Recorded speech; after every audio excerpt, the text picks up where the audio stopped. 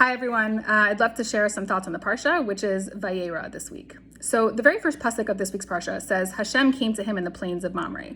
Hashem came to Abraham in the form of a nevuah in the plains of Mamre. So why do we need to know where he was located, right? What are the plains of Mamre? Who is Mamre? Why do we care?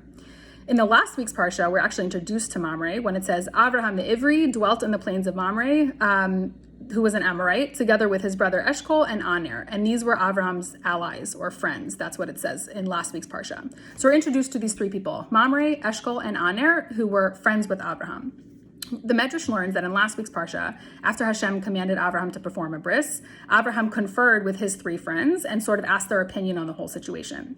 The answers that each of these three individuals gave were, Aner said, don't do a bris on yourself. You just came out of battle of this war with these four kings and you won. And if you weaken yourself with this procedure, you're going to be vulnerable to like their remaining family members and any retaliatory attacks.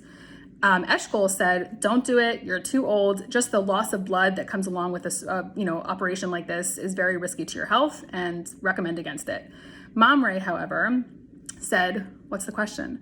Hashem saved you from Nimrod's furnace. Hashem was the one who made you vanquish these four kings that you just came out of battle with. There's no, you're guaranteed success. I know your history with Hashem and you will be totally taken care of. Go ahead with it. So there's a few obvious questions, on this little anecdote. Number one, why does Abraham need to ask somebody's opinion on something that Hashem told him to do? And why three non-Jews, right? He's an Ivri, and he could have asked somebody in the yeshiva Shem Be'aver. Why is he asking three people who don't have the same connection to God as he does? Why would he listen to one out of the three people when he listened to the outlier?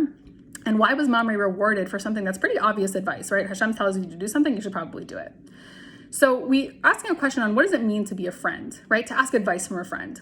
We learned that when Hashem was putting together plans to create the first man, Adam, he conferred with the angels. So we see from that there is benefit in discussing plans or asking advice from someone who is even on a lower spiritual level than you are. In Pirkei Avos, it says, K'nei lecha chaver, acquire for yourself a friend. Doesn't need to be a friend that's on a higher spiritual level, but just having a friend is important to discuss ideas with. Similarly, in Pirkei Avos, a little bit later, it says, Ezehu chacham halomed mikol adam, who is a wise man? He who learns from all people. Again, specifying that there doesn't need to be somebody that we just identify as, you have something to teach me. It's beneficial and valuable to learn from every person, everyone has something to teach us.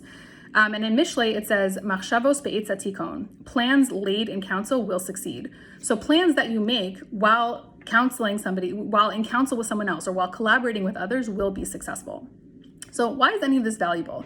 Why is it valuable to talk to other people about the things that we're planning? Why are we guaranteed success if we, collaborate on the issues that we want to decide on?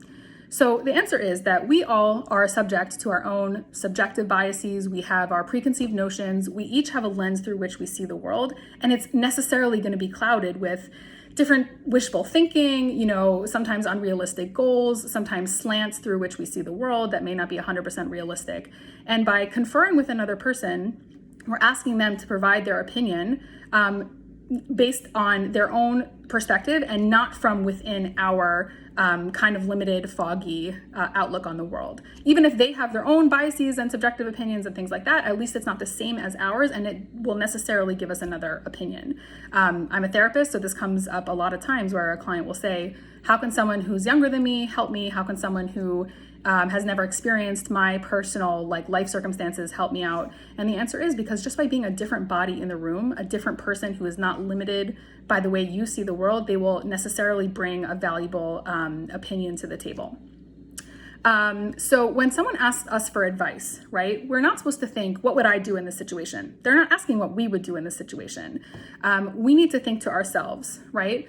Based on what I know about the person asking and based on what I know about their history, and we really need to put ourselves in their shoes, minus all of their subjective biases and their particular lens, right? All their limitations. And that's the place we need to be when we provide advice, right? If I were you, minus the things that limit you, what would be the right way to act? And conversely, when we are asking advice from someone else, I'm a big believer in not to just be taking advice from anywhere. We have to make sure that the person we're asking similarly has our best interests at heart and really understands where we're coming from and is sensitive when they give advice to us. So the Rashba comments in Shari Teshuvah that even if you've already decided on a plan, it's still valuable to talk about it with other people. The reason is that even if you know how you're going to act, you still strip away some of the risk of just creating an echo chamber for yourself. You're still allowing different ideas to flow in and out, even if you have an idea of how you want to go ahead with things.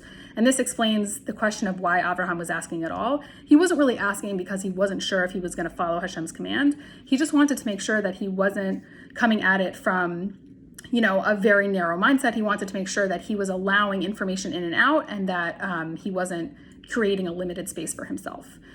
So these three men, they were Amorites. They were not Ivrim. So they were familiar with the concept of a bris. They were friends with Abraham. He lived on their land. They understood his way of life. But the fact that they weren't Jews gave them even more of an edge, right? They were even more, separate from his way of life. They could provide an even different perspective because they were not entrenched in the same exact relationship with God or way of life as he was.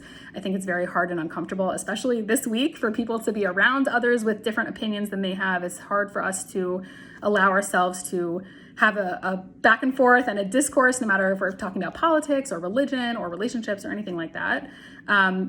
But it is very valuable. And in fact, people who are further removed from our inherent mindset can provide even more valuable information to us and really ensure that we're not just entrenching ourselves in an echo chamber.